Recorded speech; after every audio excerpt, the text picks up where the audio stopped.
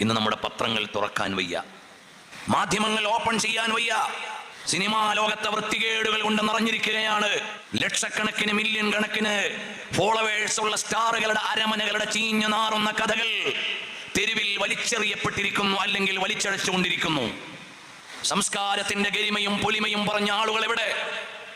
സ്ത്രീ സ്വാതന്ത്ര്യത്തിന്റെ പേരിൽ ശബ്ദമുയർത്തിയവരെവിടെ?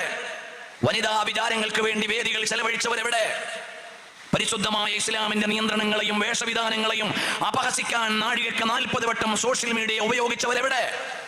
എന്തുകൊണ്ട് വെള്ളിത്തിരയിലെ വൃത്തികേടുകൾ വന്നപ്പോൾ കാമാനമിണ്ടാനില്ലാതെ സാമൂഹ്യ പ്രവർത്തനത്തിന്റെ ജാട പറഞ്ഞവരും സാംസ്കാരിക നായകന്മാരെന്ന് വാദിച്ചവരും ഇപ്പോഴെവിടെ പോയി? എന്തിനായിരുന്നു മതം ചില നിയന്ത്രണങ്ങൾ പറഞ്ഞത്? സ്ത്രീകളുടെ ശാലീനതയെ സംരക്ഷിക്കാൻ. ഒരിക്കലും ആണും പെണ്ണും തുല്യമാവില്ല. ആണ് ആണായി ജീവിക്കണം, പെണ്ണ് പെണ്ണായി ജീവിക്കണം. ഇത്രയേ മതം പറഞ്ഞുള്ളൂ.